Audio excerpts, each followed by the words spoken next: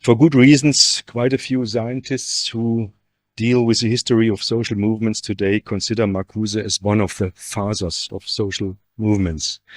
His book, One-Dimensional Man, published in Germany in 1967, was of outstanding importance for the democratic and cultural awakening of the 1960s. His critique of a technocratically administered world opened the view for alternative political practices, for ideas of self-determination and democratic participation, ideas that decisively influenced the student movement at that time.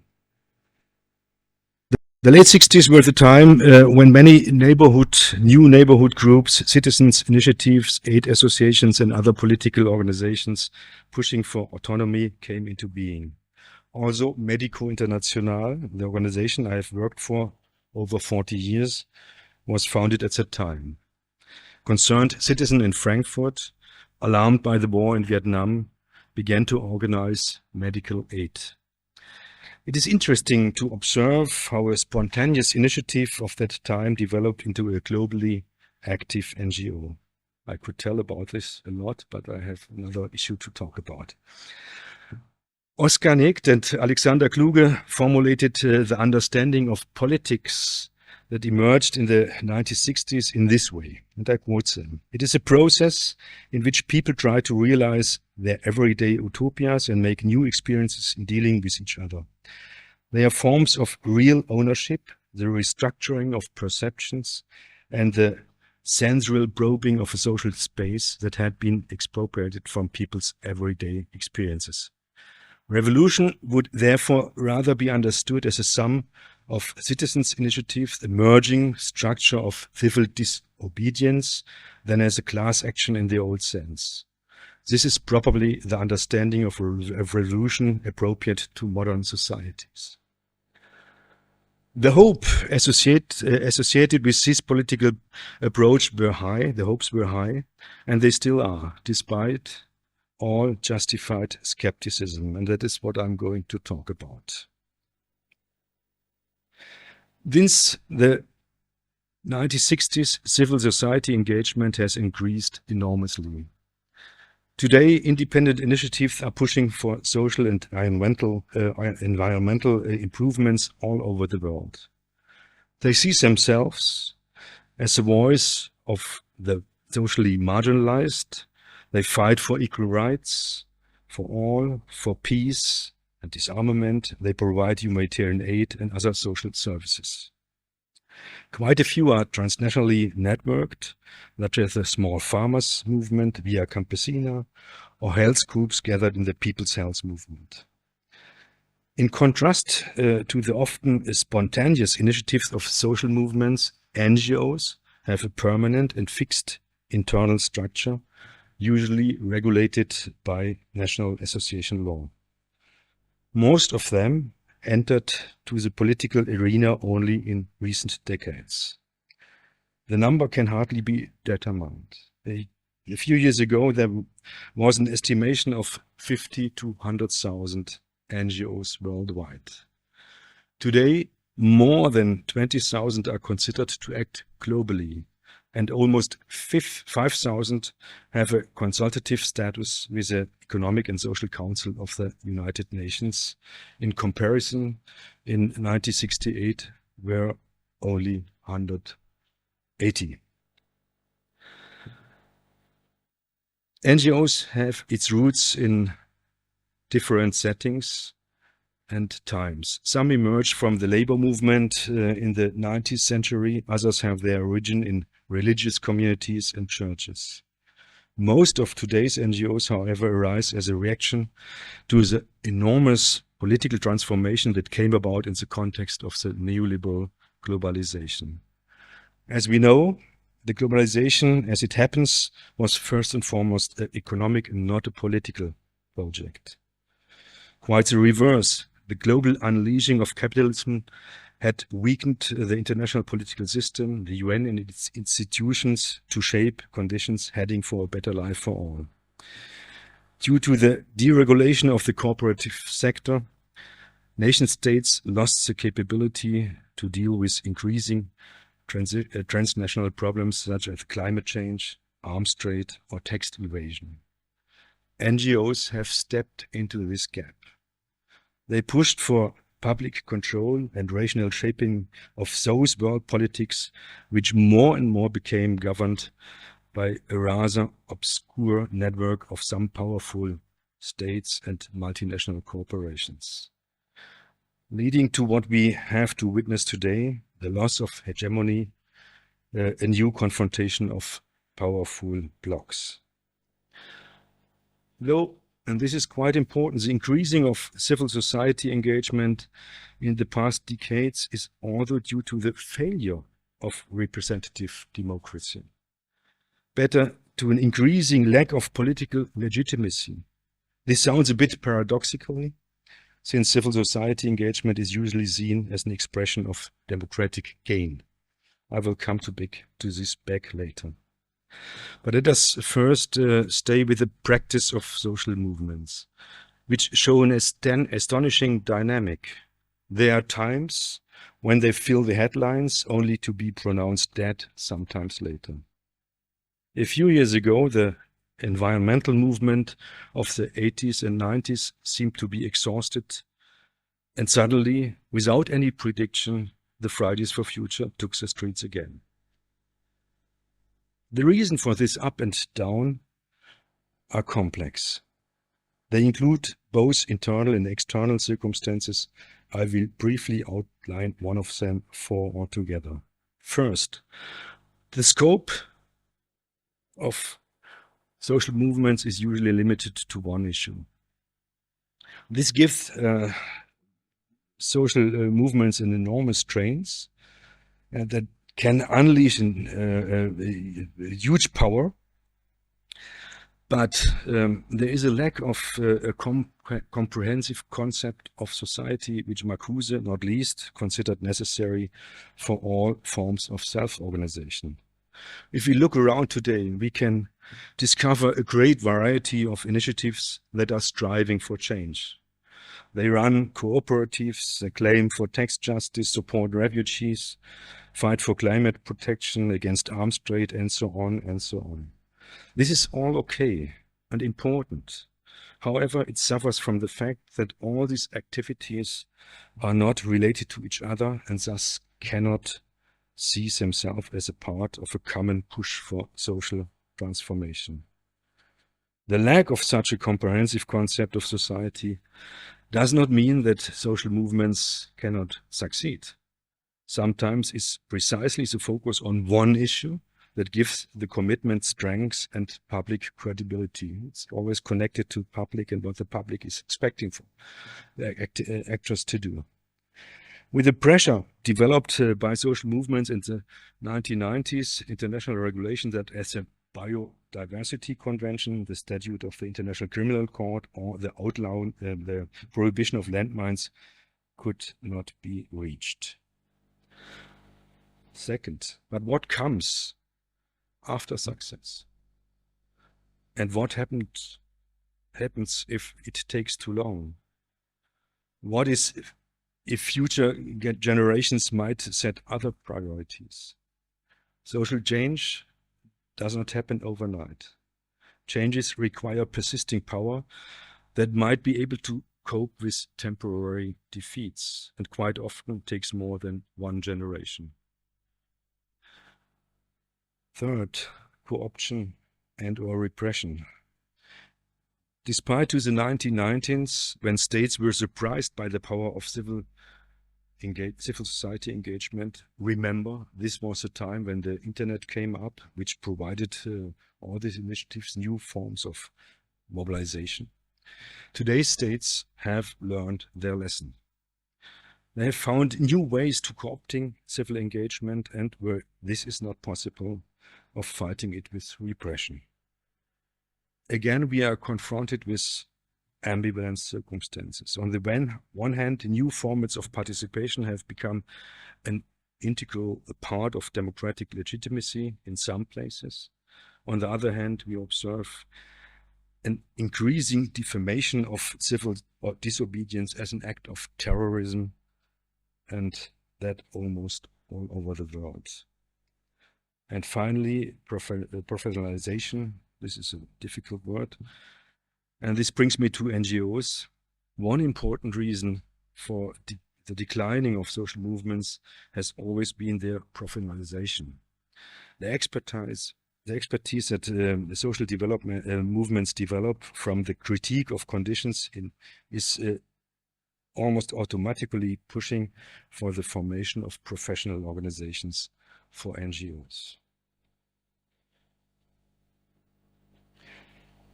The fact that most of today's NGOs have their origin in social movements explains the huge variety of NGOs.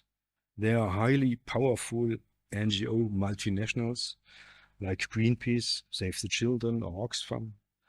There are smaller ones, aid and human rights organizations that develop out of the solidarity movement, such as Medico International.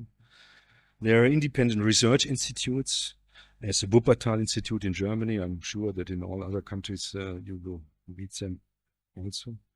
And there are privately organized social services, such as the counseling centers for victims of torture. Not to forget, of course, the church-related relief organizations and other faith-based organizations.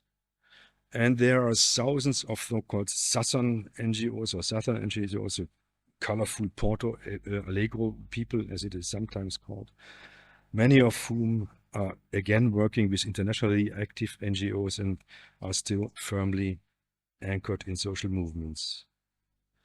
There is an interesting point. Due to the high credibility that NGOs enjoy in the public, at least in the past decades, also semi-governmental NGOs, Wangos, quasi-NGOs emerged, sometimes even created by governments, the government created NGOs. And most ridiculous, some business organization and automobile clubs also claim to be NGOs.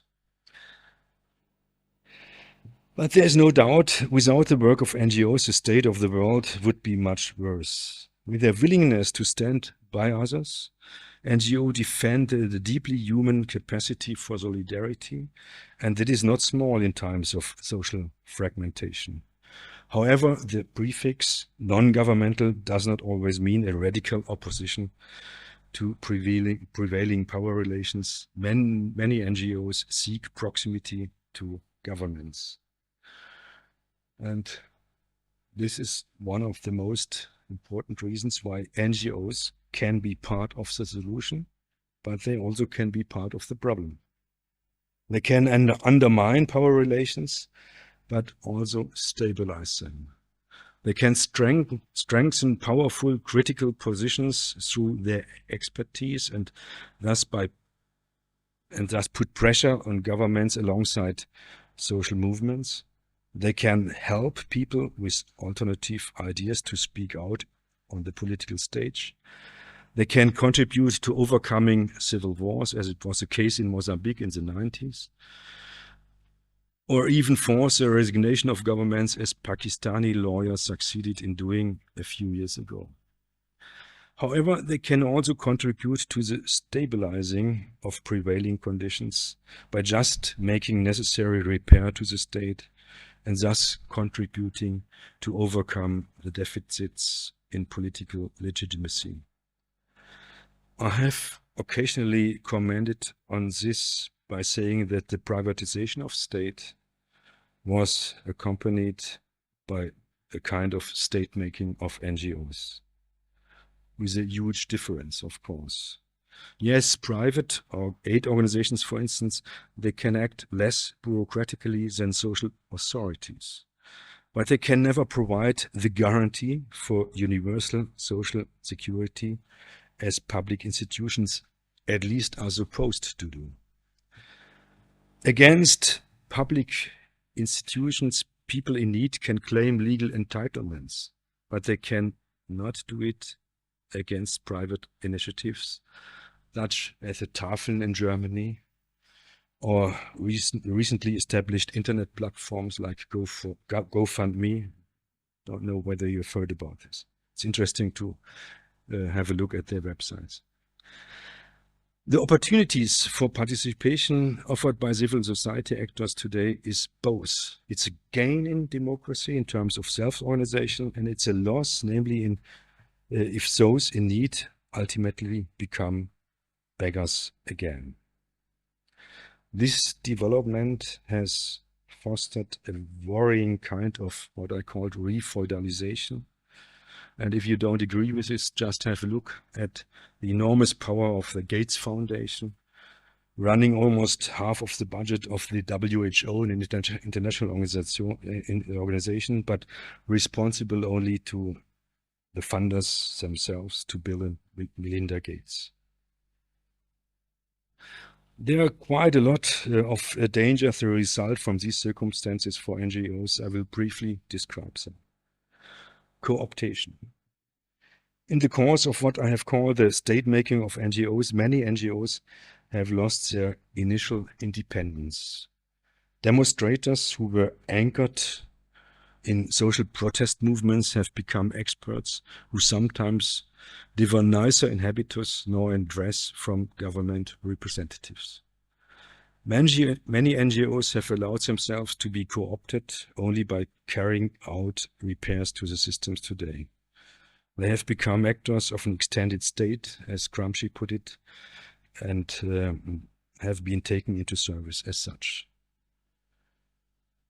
Loss of legitimacy. Together with the loss of their roots in the social movements, NGOs run the risk to also lose their legitimacy. In all the years in which I have participated in international conferences, I have repeatedly met NGO representatives who claim to speak for the marginalized of this world without being in contact with them. Loss of utopian in pragmatism. The bureaucratization of the world hasn't stopped at the doors of NGOs. Also, social change can never organize in the same way as the production of commodities. Today, even NGOs consider business-oriented management as a proof of professionalization. Nothing against a precise planning. But what does it mean if the goals of a project are to be measurable, timely, realistic, and scheduled, as demanded by relevant management training courses such as the SMART criteria?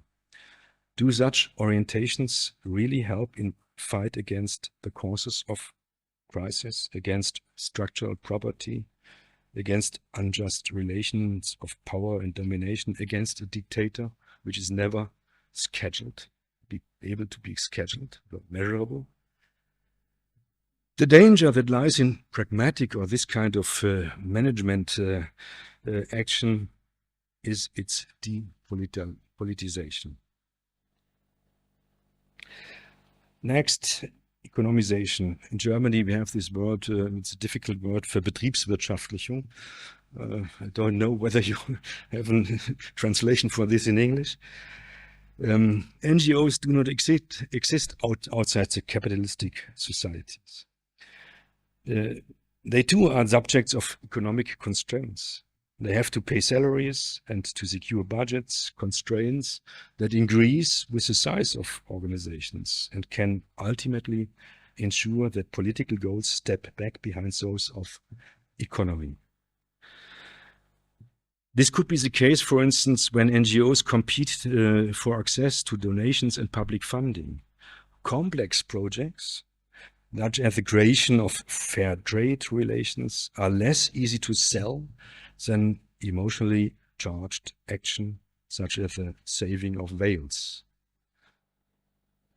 The currency that counts in today's highly emotionalized public is narrowness and credibility, and both is easier to generate with small projects, with human touch, than with political demands. Persisting post-colonial attitudes.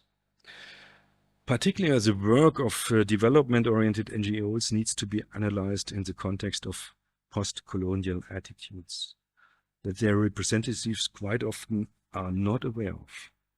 However, if NGOs seek for creating small business as a solution to poverty, If they promote microloans and help to switch the poor into entrepreneurs, they contribute to the finalization of poverty, to the capitalization of the world.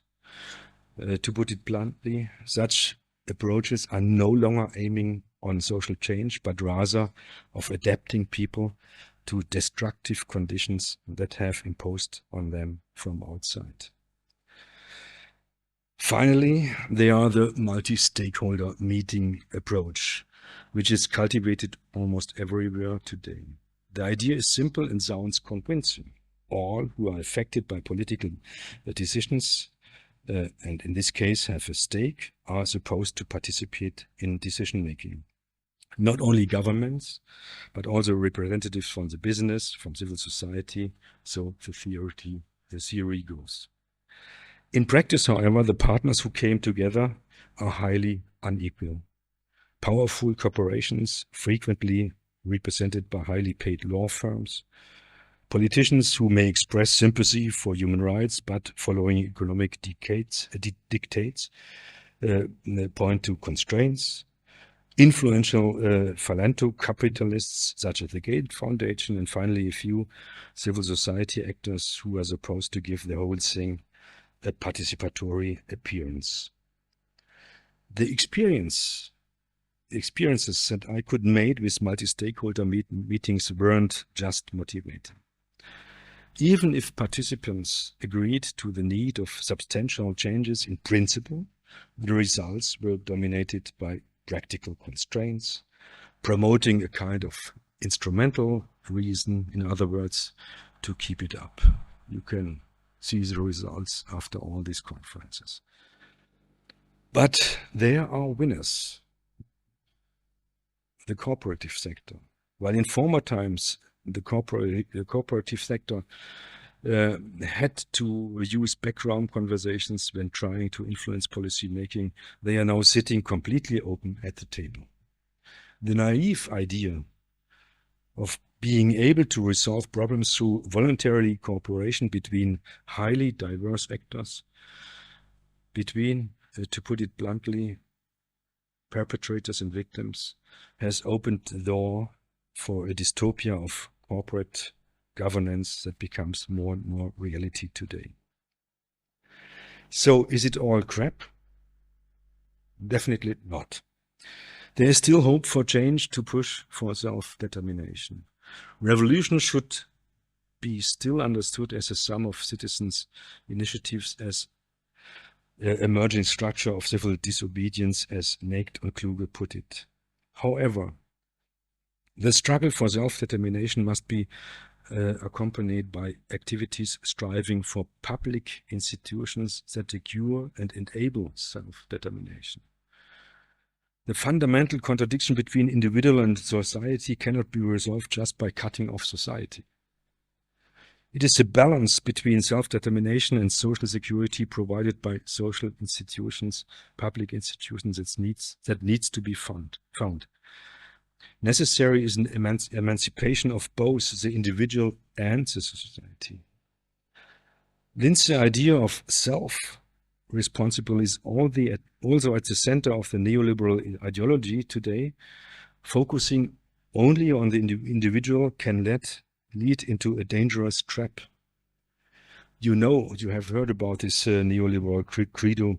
If everyone thinks themselves, everybody is thought of. Fostered by Maggie Thatcher's, there is no such a thing as society. By making the demand of self-responsibility its own, capitalism has quite been successful in dismantling social institutions and public welfare. For wealthy people, the idea of self-responsibility may mean an increase in freedom. For less privileged, who are dependent on social security systems, it is rather the opposite. A kind of Vogelfreiheit, as we call it in Germany, a kind of outlawness. In what Nancy Fraser once called progressive neoliberalism, the question of how to counter the growing social insecurity has been given far too little attention. The consequences are worrying. All over the world, we have to observe social exclusions, a dramatic increase of social insecurity, one of the main drivers for anti-democratic tendencies today. Without the containment of capitalism, democracy can never be developed, not even defended. But to whom I'm saying this, Marcuse said nothing else, and he has also referred to another fact that is causing trouble today, the fact that domination can also be embedded in people themselves.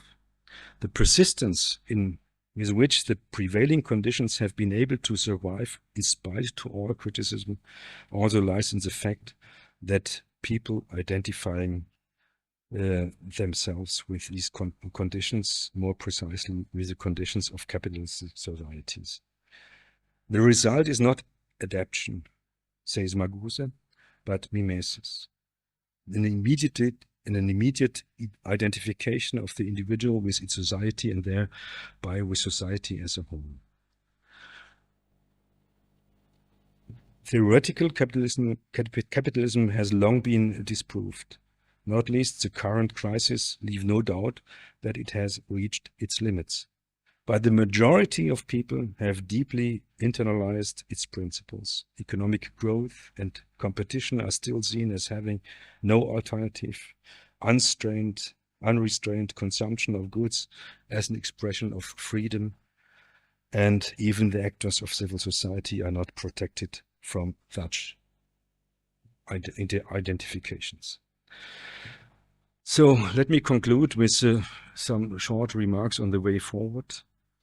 NGOs, as I said, are on the crossroads today. They are either part of the problem or part of the solution, especially when they remember their roots in social movements. NGOs can still powerfully challenge injustice and domination. It is therefore no coincidence that ruling powers today fight civil society engagements worldwide, that democratic space is shrinking worldwide. Only 12% of the world's population lives in countries where people can speak their minds, assemble and protest against injustice largely unhindered. In 116 out of 196 states, basic civil and political rights are massively restricted, while civil society actors in the global south are much more affected by such restrictions. Threats to democracy are also increasing in Europe and in the US. The fight against growing authoritarianism has become a central challenge for civil society actors, and although NGOs have to play a part in it. They can produce knowledge about the drivers of right-wing development. They can get involved in educational work and demand measures to effectively combat social insecurity, political combat.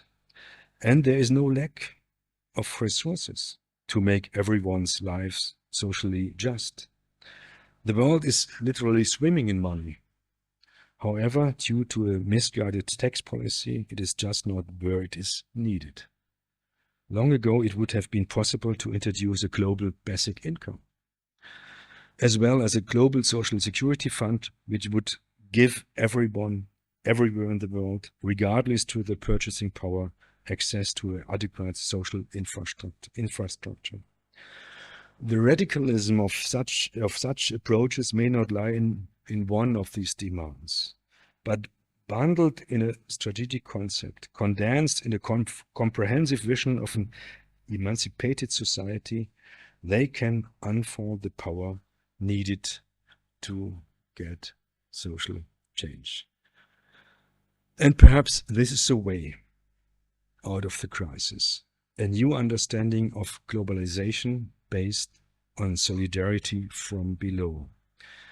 What speaks against turning the idea of the UN Economic and Social Council, of which I spoke at the beginning, from its head to its feet?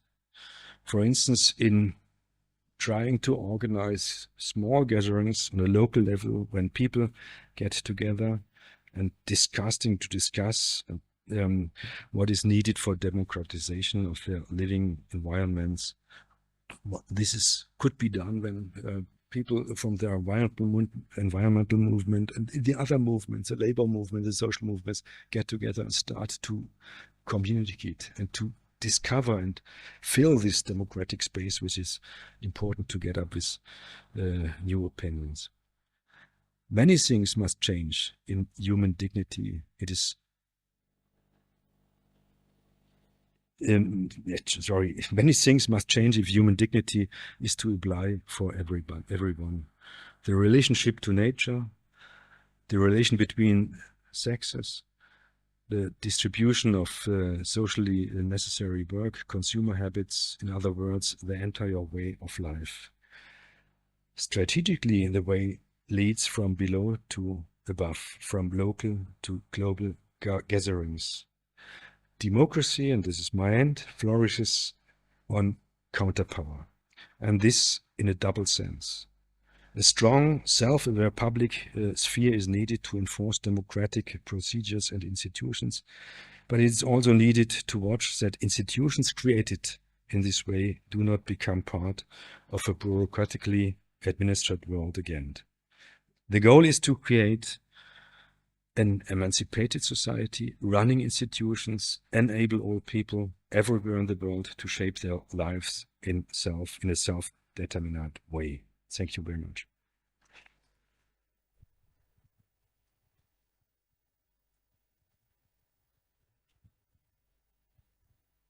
Thank you very much, Thomas. You brought it on the point. It's a dilemma between the individual emancipation and the emancipation of the society in these times. And if you have questions, please feel free to ask. We have 5 minutes for taking questions.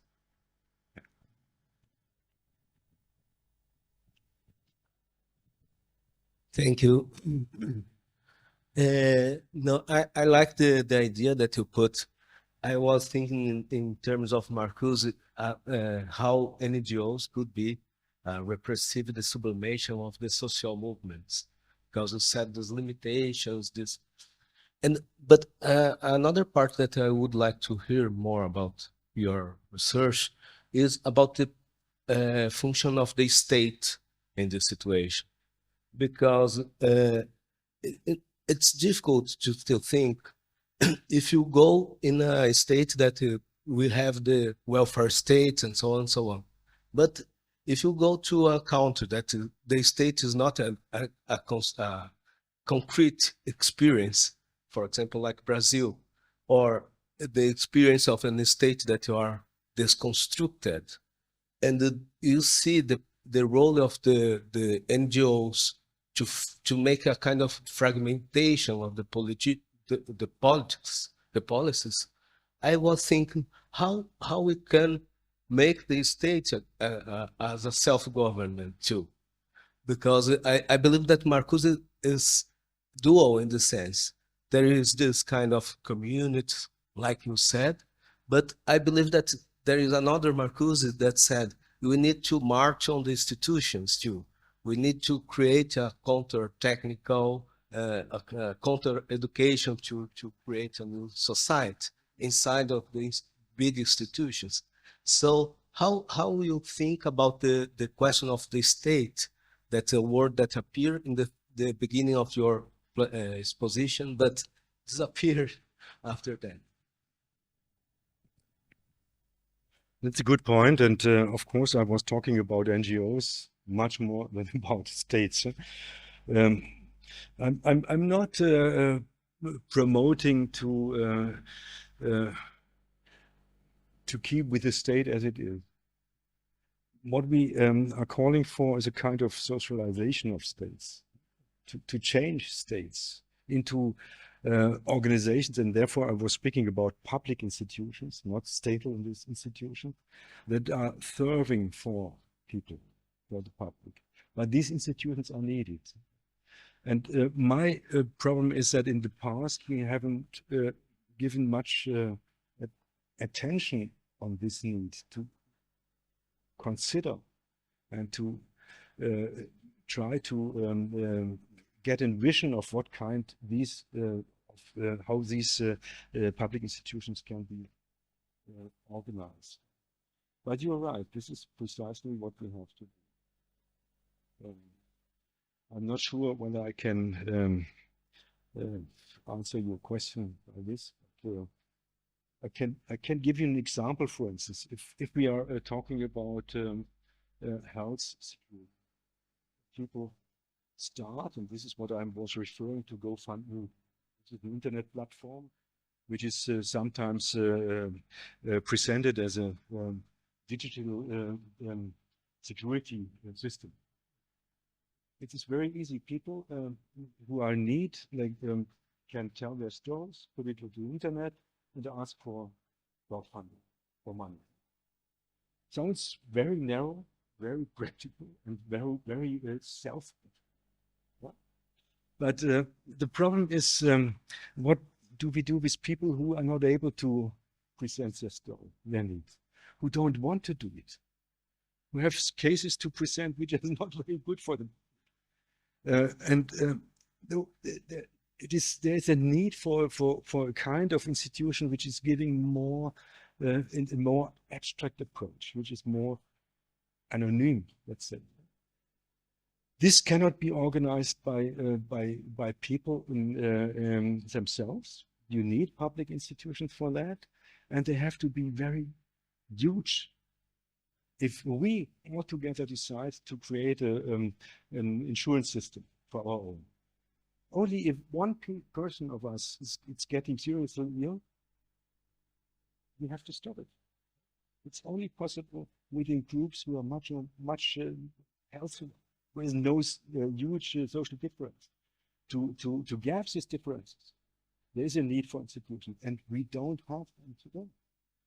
If you look at the global level, and we have to look at the global level, and this is what I missed to explain. We are looking for, I just gave two examples. The global basic income is one of the issues I would like to promote, and what I call sometimes the globale Bürgerversicherung, a global health fund, for instance, or a social fund, which is providing, which is trying to balance the differences between the health resources available to people in the different countries. Yeah. But there is a lot to do in this context. One last question, short question. We're running out of time.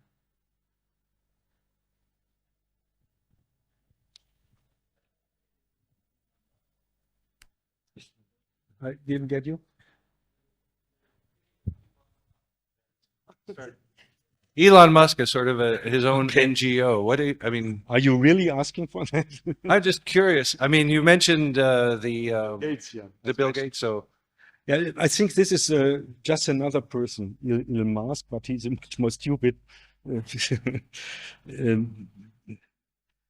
Gates is, I think, is much smarter, and Elon Musk, I have no idea. He is the kind of person who is so powerful, but tomorrow he can decide to shift to the next issue. It's not possible to count on him. The only way is to dismantle his power, and this can be done by a different kind of tax system, by a different kind of organizing or preventing people from getting such richness. There's another organization which is needed.